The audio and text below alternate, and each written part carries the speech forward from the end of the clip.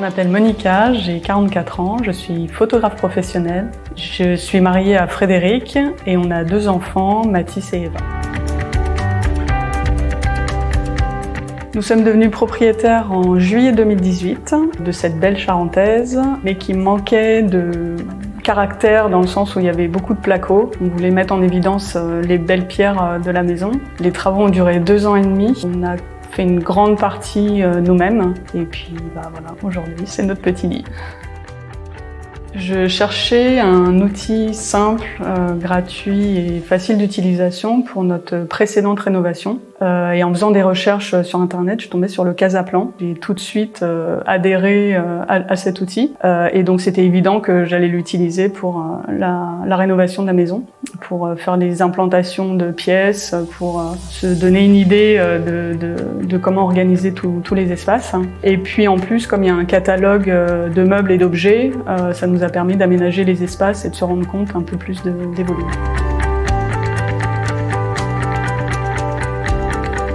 Ça nous a permis de faire évoluer le projet de la maison en fonction des découvertes, bonnes ou mauvaises. Par exemple, l'espace des enfants était prévu dans une des pièces et finalement on a changé d'idée et le Casaplan nous a permis de remodéliser cet espace-là qui aujourd'hui convient à l'utilisation qu'on en a.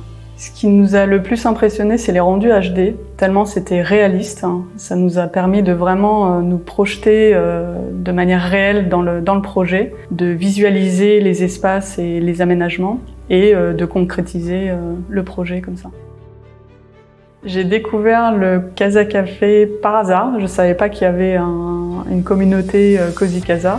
Et c'est en naviguant sur le site que j'ai découvert qu'il y avait toute une communauté où j'ai pu puiser pas mal d'inspiration pour le projet. Mon premier post, c'était un avant-après pour juste partager le projet de la rénovation. Et au fur et à mesure de l'avancée des travaux et de mon avancée sur la communauté, j'ai découvert plein d'autres possibilités de sondage pour quand on n'est pas décidé sur des aménagements ou de la déco et de découvrir une communauté où on s'entraide aussi dans les difficultés. Donc c'était vraiment une belle découverte. Quand les travaux de la maison se sont terminés, on a voulu aménager notre dépendance pour en faire un studio photo et une partie pour les amis et la famille. Je me suis tournée vers un décorateur d'intérieur de la plateforme Cozy Casa. On a pu commencer donc les travaux cet été. Maintenant, j'ai vraiment hâte de voir le résultat.